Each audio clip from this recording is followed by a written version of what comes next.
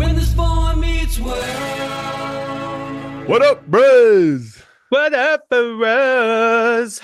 And welcome to Bruh Meets World. When it's from its world. You, Tony, we're gonna have a little impromptu conversation Let's about talk. Let's modern chat. events. Modern events. Whatever do you mean, Ceej? So we don't know if you guys are aware, but we're recording this in November 2024. November 8th, And to be exact. exactly. And to that point, for those of you who have been aware and are aware of what November 2024, what happened in November 2024, you would know that as two Black podcasters, Tony and I probably have some thoughts and feelings. And I would like to share those thoughts and feelings with you all. Yeah. Let's just talk. Let's chat. I mean, obviously, we wanted to talk about Boy Meets World shit, but it might take a while for us to get there. If we get there, it just feels like there's other things at hand. So I will ask you, Sure. Tony, where are you at? How are you feeling? What's going on? Okay, so the election was on Tuesday, and we were originally supposed to record on Wednesday, but I was like, today's not the day for that for me. And honestly, I don't really know how to articulate this other than just like a feeling of numbness. I've felt very numb. I've felt very like disassociated, purposefully so. Like I spent most of Wednesday watching all of Agatha all along because I was just like, I just want another world to escape into for a while so that I don't have to process this really. Yeah. And now, I'm kind of getting to that point where it's like, we've been here before. And I'm just going to keep focusing on the things that I have control over versus the things I don't have control over. So that's mentally where I'm at. How's your journey been? Perfectly done. I will say that I told my husband was very much like, "How are you doing? How do you feel?" and all this other stuff. And I was like, I don't feel numb. I feel disgusted. Um, I feel judgmental, but but I also feel relief. I'm like, oh, it ain't on me. This is not my battle. This is Yeah. not my hill. This is not my boulder. This is not my burden. Um, some people have to learn the hard way. And I will let those people do as they feel they need to do. Um, I've been online in a lot of the conversation, a lot of Black threads, which is where we're at now. Mhm. A lot of people are just like, oh, yeah, well, no more. Uh, I'm done. I've done my part. I did what I needed to do. And as a Black person, specifically, not a person of color, because we're gonna talk about that person of color content, but as a Black person, my burden is no more. I's done. Yeah. I've been seeing a lot of that, a lot of this isn't our lesson to learn, going around online. I agree. I'm very much like sit me out of like the marches and stuff. Like I'm tired, I'm done. March where? March for who? For who? But what I will say is that regardless of like this whole thing about the popular vote, which is really hard for me to stomach.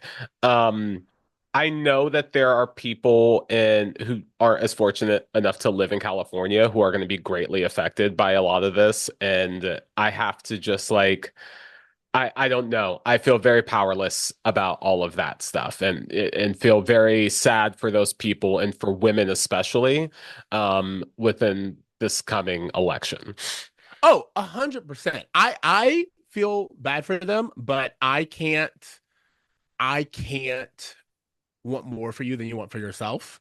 And certain people, certain demographics, who did vote. And I've also learned and I've stopped saying against their interest because this was 100% in their interest. Their interest is patriarchy, misogyny, and racism. That's their interest. Yeah. That's what they wanted. Like the options were criminal who had no plan, no policy, nothing. Experienced politician who actually was willing to sit down with anyone who would listen. And they chose the white criminal, which tells me that there was no policy that could have been done or Mm-mm. written. There was no sit down that would have been taken.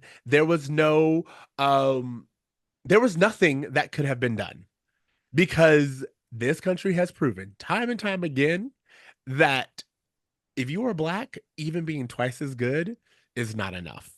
Yeah, it's so funny because gosh, Tuesday while like before everything got started, I kind of went back on YouTube and watched some old Obama videos, like his first like inauguration, his first like acceptance speech, and I was like, damn, this dude had way too much swagger. Like he was just like a little bit too cool in a way that I could see white people going, never again let these uppity Negroes in our places of power. Like that's what it felt like, honestly. Like the white fight back from Obama is something we're still living under to the point where I'm like, would it have been better if just McCain got in so we don't have to deal with the repercussions of all of this? Because goddamn. No, here's the thing. Here's the thing. I will say it is always good to know who doesn't have your best interest at heart.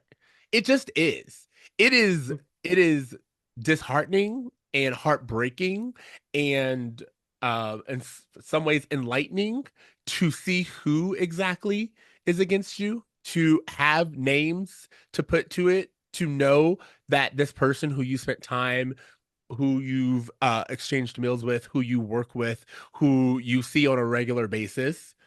It is hurtful and painful to know that that person, when given the choice, will choose 10-cent coupon off of cat meow mix over your life.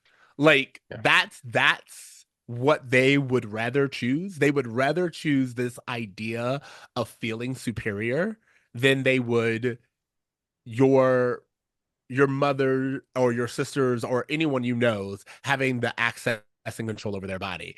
They would rather see a white failure of a man in power than to see a black successful woman. It's upsetting to hear those things, but it's good to know those things. I, you know, I listened to a lot of think pieces. I watched a lot of like read a lot of articles about all of this, and most of it I'm just kind of rolling my eyes because in my head Yeah. I'm just like, it Mm-mm, doesn't matter how it happened. We're in it mm-mm. now, so I don't really care. But there are a few takeaways that I think are interesting, and I think yes, of the voter sect who voted for him, I do believe that there are a lot of specifically within the boomer generation people who just can't let go of white supremacy and are scared of letting go of white supremacy in any way, shape, or form. But I think there's other subsects of people that voted that we as like a country need to understand a little bit better. For example, the fact that for the past like 5 years, I've had nothing but like teachers on TikTok talking about how reading levels are going down, how reading comprehension's going down. And then when you interview these first time voters and you start asking them why they are voting for Trump, they can't actually get into the weeds of it because they're only regurgitating what they've been told or that they've listened to on the fucking Joe Rogan podcast. Like, there's an education issue that's affecting part of this. And I don't know that it's unintentional. Nixon Oh, was the first one who to say, like, these colleges are getting too educated. We don't need a voting class that educated. And I feel like this has been a part of the Republican play for a while, and we're seeing it play out in real time within this election. um, the first thing that I saw and I have been holding on to is we live in California, you and I. Mhm. There are two really important factors that make me be like, no, no, no, no. We will not blame this on uneducated people, and we will not use this as a gimme and out for blaming those in red states. Because in California, 47.5% of people voted. 47.5 of the population in California voted this presidential election. That is the lowest it's ever been. It doesn't even get that low during like governor elections, like during midterms, Yeah. we have higher turnout, which means that people in California, even though they were like, I won't vote Republican necessarily, they did in fact stay home because they thought either either she's got this in the bag or not worth it. Well, that brings me to my other subsect of people who contributed to this, which is the people who I think either voted for Trump or didn't vote for Kamala based off of Gaza, who were saying, you know what, I refuse to vote in favor of a person who contributed to a genocide, which in Uh-huh. so many ways I was like, yeah, I get you, but like, do you think this motherfucker is going to be better for this situation? Like, the Again, the amount of Jill Stein voters, like all of them, like I'm not shaming anyone for who they voted for, I except am. I am, I except I am. am. I am. Um, but like really, I think that's another subsect of like the voting population. Like I saw a lot of Arab Americans being interviewed in Michigan who were just like, we can't vote for her because she's part of the Biden. And honestly, like I've been watching kids get blown up for a year too. Like I'm sick to my stomach with it, and I get it, but I'm also like, who is in a better situation to help ease tensions instead of escalate them? And I just think there was a poor decision made there. if there if someone is offering you a hand up from a cliff and someone else is offering you a razor blade to hold on to, and you grab onto the razor blade because you don't like the person who's offering you the hand, that is spite. Yeah, And you deserve whatever you get from it. yeah. Because the second part, I told you there was two. One was this idea that only 47.5% of Californians voted for president. That's really important Yeah. because they felt like they could sit it out. Again, these are people who are like, you're educated, you're aware, you know, and you chose not to out of spite. Then you also have the fact that in California, for those of you who don't know, we had slavery on the ballot. Yeah, we We did. literally had slavery on the ballot. And it said, by the way, this wasn't one of those propositions that was like misworded and you can misinterpret or whatever. It literally said there is a proposition on the ballot to get rid of prison slavery, and it did not pass in this state. So if this is one of the most liberal states in our country, and everyone was able to look around and say, I think slavery is fine, then I am not surprised that the rest of the country, who does not have as much advantages and awareness as we do, also decided to do what they wanted to do. Now, all the propositions that passed in California and those that didn't pass were really surprising to me. Again, it just feels like something is off about the results of all of this. But what I will say, and this brings me to my next sect of people who contributed to this, and I think Californians are guilty as well, is this model minority issue that's Uh been huh. happening. Uh huh. And your point about Black and people of color needing a distinct separation is in no way more clearly defined than how Latinos showed up for Trump. And Oh, I cannot understand this. I don't understand it. But when I'm thinking about it, the only thing I could think of is this idea of the race to be a model minority. And I correct. think that, we saw this with the Irish. We saw this with, people from Poland, like all of these other Italians, when they first came to the country, they were discriminated against and they tried to cling to whiteness as much as possible to avoid being treated like a lower class citizen. And I feel like Latinos are the newest group being brought into that. I think Asians participate in that as well. But Oh I yeah. just think that when you're white passing and you're an other in this country, there's something about that makes you go, it's safer for me to stick with the majority, even if it fucks over my own family. And I think that is just like a deep psychological scar that people of color have been dealing with. But as someone who like was raised around whiteness and really had to like do a lot of self-examination about how I ingested that, I just feel like Latinos need to have a very real conversation about proximities to whiteness and what they hope to get from it because white people don't care about you. So we need to be real about this. I use this analogy. There's this guy that you and I went to high school with, who I am no longer Facebook friends with, but I was Facebook friends with. And he is half black, half Latino. And he said, um, I get it. You guys are jealous. He's a winner. He's always been a winner. We're on the winning team. Get with the program, blah, blah, blah, blah, blah. And I was like, my brother, my friend.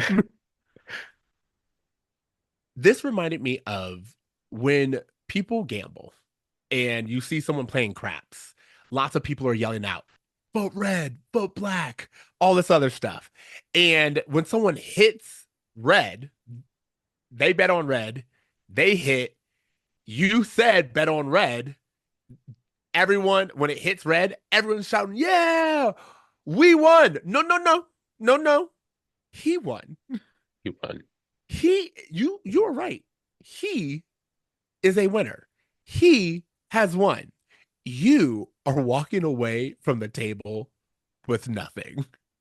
You will not even register on his mind when he does spend that money. You played yourself because you wanted to feel like the winner. You want it, and guess what? You can feel like it, but try to cash that check. Yeah. They'll be like, oh, that wasn't your winnings, those were his. And that's how I feel in this particular way and moment. I feel like there are a lot of people who, there are a lot of men, there are a lot of people in different areas who are like, I want it to be on the winning side. And you're like, okay, you were, but what did that cost you? Because I think you will find out that being on the winning side when you are not the winner yourself is gonna look a lot differently than you think it is. Yeah, and I mean, even when you try, I don't know. I I think this is a great segue into my last sect that I would like to talk about, which Yeah. is the cult sect. Because we Mm. can't escape the fact, and I know there are probably going to be so many people being like, well, he won the popular vote, so clearly it's not a cult. And I'm like, no, that actually doesn't make a difference to me because cult like personalities and cultism at this extreme, like when you see a cult starting to fall apart, people start acting erratically. Not only the cult Hmm. leaders start acting erratically, Hmm. but many people times the cult members who have invested so much of their life and their money and their personality into this one thing will refuse to give it up even if it's becoming dangerous for them to stay and participate. And I think a lot of what we saw from white folks, from older folks, from the ultra MAGA, right, were people who could not imagine functioning in a world where they didn't have this as their foundation. And I think that there would have been a psychological break for a lot of people if this whole thing had fallen apart and he wasn't there to still be their guiding light. Like it really feels like they're treating him in this like messianic way, and I think that kind of comes across in the voting polls. So that's just the other, like I was like trying to think Yeah. about all the different contributors to this, and I think that you can't ignore the cult like aspect of Trump. Well, I mean, you can't. There's like someone. I was looking at something, and someone was like, Trump actually has a talent, and that talent is to tell people what they want to hear, despite evidence of the contrary. It does not matter if the Titanic is sinking. If you go up to them and be like, what are they talking about? It's an unsinkable boat, you guys. They're clearly lying to you. Are you underwater? Then the boat's not sinking. Yeah. What? Mind you, he's in first class. He's getting on a boat. You and all of your stuff is in the storage. So for you to be like, this guy knows what he's talking about, that's fine. You can do that. You But have all the right that you like. The thing about this country is currently you have the right to support that way of thinking and think that it will work out for you. I, But I go ahead. I was just gonna say I was watching a TikTok today where a woman said that my husband had a meeting today at work where they were saying that they're not gonna be able to give out Christmas bonuses because Yep. they need to buy as much inventory as possible before Trump's new tariffs came in. And everyone in the company who were Trump voters were confused as to why the other countries were, and like the company had to explain how tariffs work to these people who blindly voted for something. Either they didn't understand or they were so taken by the cult personality that they didn't care. And that's why I'm like, it's somewhere between education, ignorance, or just like again, clinging to white supremacy, like Yes. the I think I think intersection of I all of think those things. I think we have to. The thing is, there's nothing anyone can say that unless it starts with we have a racism problem in this country and we have a misogyny problem in this country. Unless you are willing to start there, there really is no way. There's nothing to speak about. Yeah, Joe Biden beat Trump last time, and he was an old white man who also had policies that people weren't excited about. But he was an old white man. yeah, That was the qualification. That has been the qualification. Kamala wasn't old. She's not white, and she is not a man. So, as far as they're concerned, everything else that requires you to be a president did not matter. It does not matter your qualification list. It reminds me of like a lot of people are job hunting right now, and there are all these bots who are filtering out sure. resumes because there are keywords that they're looking for. And it does not matter if you are qualified. No, The system has keywords that it's looking for, and if you do not hit those keywords, it's rejecting you from even applying. That's where we are at. They feel like she didn't go about the process in the right way. She never got the nomination. She got it by default because Biden retired. And then they are like, I don't know enough about you and your policies. You don't have any information on Trump's policies. So that's not true. If you were surprised by the tariffs, that means that you did not look into his policies, which means that you did not care about policies.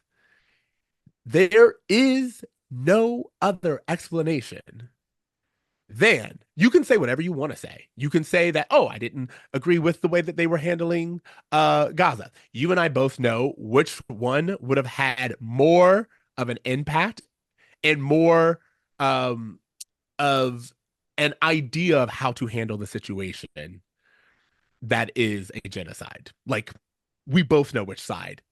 We know because Trump actually told you, I'm gonna tell him finish the job. So you're aware. You can say that it was because gas prices and the economy. There were more than enough think pieces, articles, all these other things that said if you vote for Trump, your own personal finances will increase. That struggle that you're feeling right now is because of Trump's tax cuts to the rich years ago. That's what you're dealing with. So you can say whatever you want to say, but at the end of the day, you looked and you said COVID wasn't that bad. You looked and you said, I mean, he was blatantly racist, but I mean, he's not a woman. You looked yeah, at Project 2025, which, by the way, they are very, very proudly being like, oh, yeah, by the way, that's totally happening. yeah. They're proudly being like, oh, yeah, no, we are 1,000% behind that thing. Um, you heard all of those things, and it wasn't enough. And so, to me, if that wasn't enough, then what you're saying is she had to be above and beyond, and even the most racist, most criminal, most unqualified, oldest, literally, i.e., Yeah. aging mindset, unhealthy, derogatory, sexist version of a white man is still on par with someone who I know is educated and qualify, but I don't agree with 100%. It's the thing that's strange, and I don't want to sound like a sore loser, but what I will say it's very strange is that I felt so much more excitement for her than there was for him. For Biden, I mean. Like in terms of just like getting like galvanizing together, her rallies, people were like showing out for them, and I was just like, either I have just been so deep into my algorithm or like something the math isn't mathing, and I don't really know, and I don't want to I get into conspiracy theories, but it just feels like something's off. I know that temptation. I do know that Yeah. temptation. For a lot of people are like, the math's not mathing, how and blah. And I, first of all, I'm not saying that there is zero possibility. I would not put it past this country at all for half of a second. But even if, Yeah. even if it was still too close. Yeah. Again, I think I want everyone to recognize it has been called a close race since the beginning, honestly. Even before she became the nominee, when it was Biden, it's really close. And it's like, again, we saw what it was like under him. Yeah. There was a international pandemic under him. But some people felt like they had more money when I dare most of those people to look at their bank accounts and see if they actually did. Well, see, and this is the other thing, and this is like another factor that I thought might have been contributing because I feel like Americans specifically have gotten so used to immediate comfort that the idea of like, hey, the tax, like the tax, like the economy that you attributed to Trump is actually from Obama because it takes like 4 years in order to turn an economy around.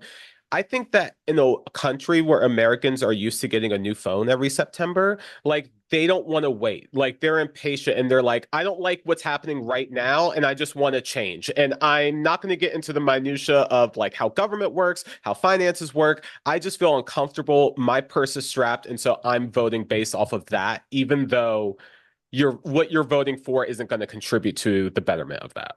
Correct. It's like quitting your gym membership and going to get Krispy Kremes because you didn't lose weight after going to the gym for a week. And Yeah. it's like, you have the right to do that. I will, hey, if that's what makes you feel better, do it. However, you also can't look at me and tell me that it was the gym's fault. I think Um, that's such a great comparison, actually. This idea that when you want to lose weight, like the best way to do it is through like, counting calories and exercising and all of these things that are uncomfortable and that a lot of people don't want to do. They want a quick fix. And I correct. feel like even though they understand that like, hey, it's healthy for you to do it this way, you want to find an easy way out. And it just feels Yes. like that's a great reflection of how this election was, where it's like we had someone who was going to make you eat healthy food, and you were like, no, I want to get that double quarter pounder, even though I'm gonna get sent to the hospital for it. Correct. And by the way, do so Yeah, because my cholesterol will be where it needs to be. yeah, And that's where I'm at. I kind of want to like wrap this up by just like being for those of you who are our listeners who are black, first and foremost, our black listeners, I want to speak to you directly yeah. and say, I'm with you. I'm not doing a goddamn thing. But I not a god. Don't call. Don't no marching. No looking my way. No petition. Don't ask me for 5 cents for nothing. Specifically, if you are not black. Now, if you are a person of color and you feel that you were let down, you have some talking to do with your family members. Like Yeah, someone said, and I thought it was great. Someone was like, a friend of mine came up to me and said, I'm so surprised at how it went. And he said, well, you have a family who voted for Trump. He said, yes. And he was like, did you talk to them and try to convince them to vote for Harris? And the guy said, no. And he goes, that is why. The guy was like, well, we have a no politics policy in my family. And he was like, and so That is why what you just said is why we're at where we're at. Because you didn't want to be uncomfortable around your family for 30 minutes at the dinner table. And now you're going to be uncomfortable around them for the next 4 years. Yeah, I mean, I feel like, and I'm just speaking for myself, but for all Black people, for women, for people, trans people, like who have to just live through this next 4 years, just like focus on your mental health. Like I'm like, I remember the first presidency where it was like every 4 hours there was like a notification like blitz on my phone. Did you believe that he said this, or do you believe the Yep. White House is doing this? And I'm like, I'm just gonna tune it all out. Like I don't 100%. have to get the play by play. Like I'll recap on YouTube when the season is over. I don't need to watch every episode. And because that's what's going to help me and my mental health on the day to day is just to tune out that conversation. So, however, you need to take care of your mental health, your well being, do that because anxiety and panic attacks and, dysregulated nervous system is not something that you need to live in for 4 years straight.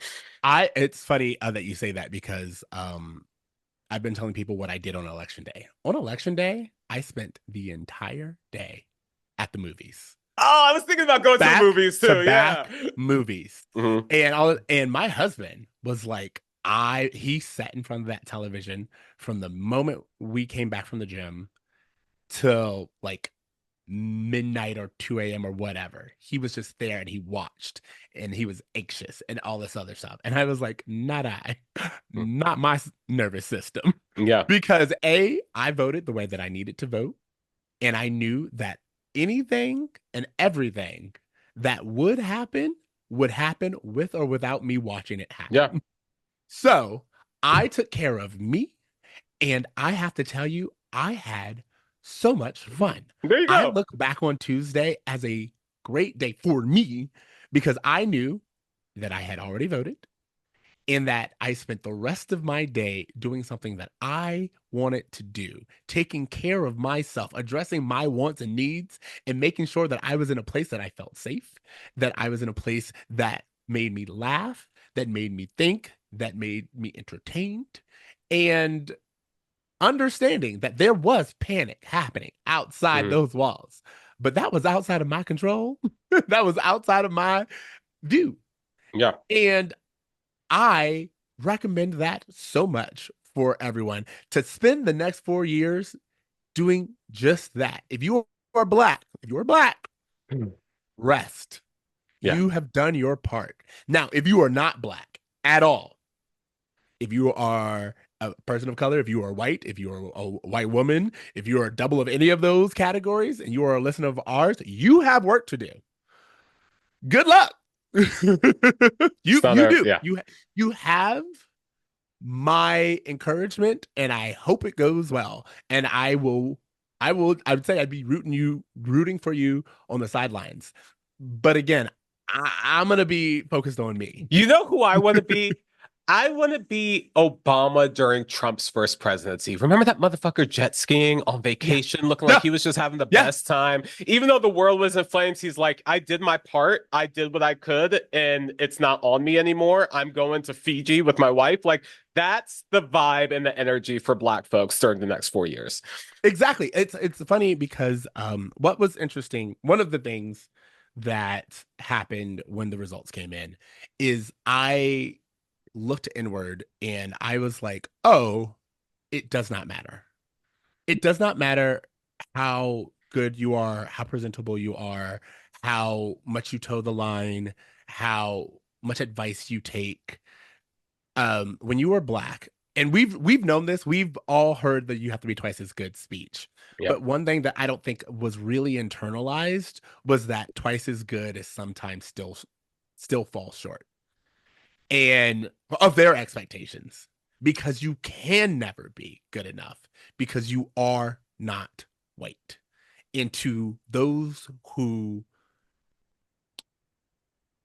aspire to whiteness, there is nothing that you can do that would satisfy them because you merely are not white. You can No. press your hair, you can speak in their tongue. You can go to their parties. You can buy a hair, but it won't grow. You A could pick your hundred nose percent. if you said so. You can do all of that, and it will not matter because they know when they look at you, you are black. And that is a freeing thing, honestly, because what it means is there's like, be you, be 100% authentically yourself because it does not matter. You will not get their approval. You won't get it. For those of you who are like, well, Obama got it, Obama still was a man. Yep. So, as a black woman, you're not getting it. And also, you and I, we've talked about this. We grew up in Florida. We have people who we spent time with who would tell you that they are our friends. But there is what you say, and then there's how you behave. There's Yeah. what you really think.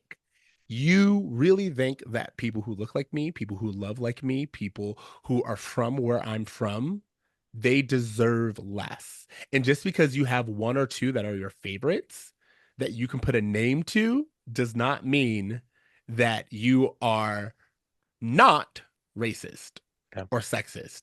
It simply means that you have one or two of your favorites and that you are able to separate your actions from your words. That is simply what that means. Also, those who you have to understand the beast with the three-headed beast, which is white supremacy, the patriarchy, and capitalism.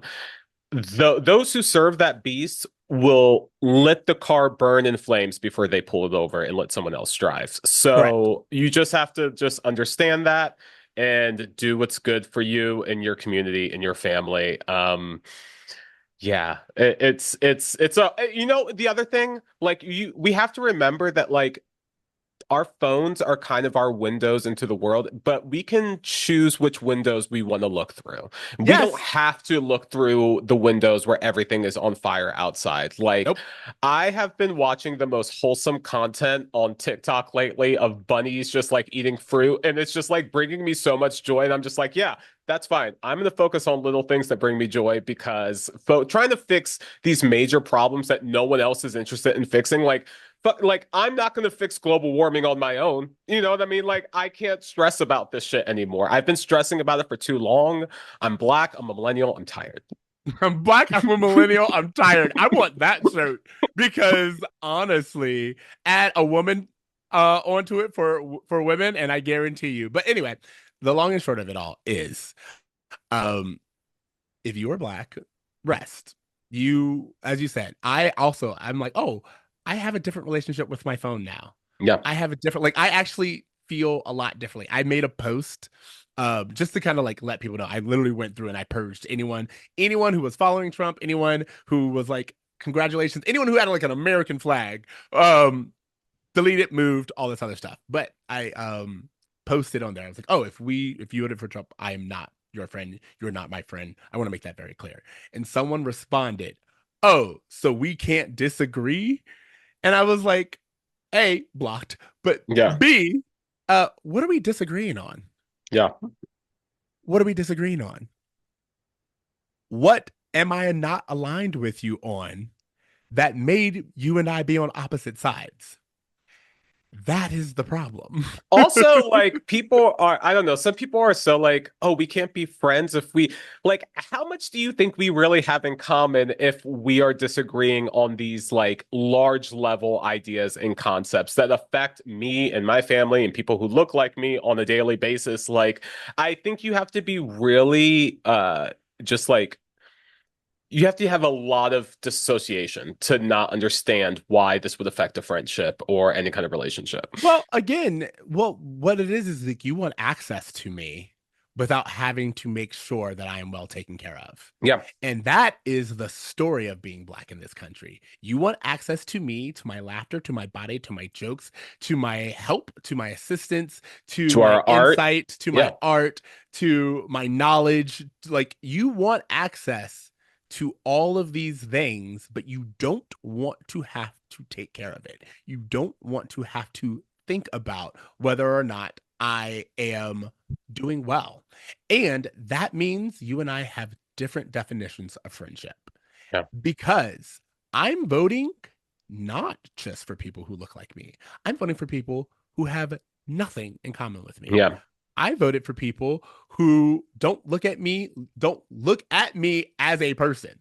I looked out for their interest. I voted for individuals who I will never see, I will never interact with. I have no idea what their life and struggle is like, but I do know that one party will make their lives harder while another will not make it perfect, but not make it worse than it already is.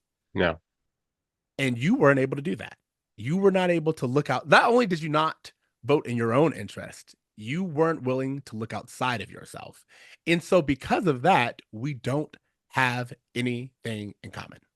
Can I, just one final thought I have is, we're just getting off of Halloween and I've been watching a lot of zombie movies. And the thing about a zombie movie that's really interesting is that it's all about how you're thrusted in a position where you feel that individualism is the thing that you should prioritize, but actually community is the thing that helps you survive.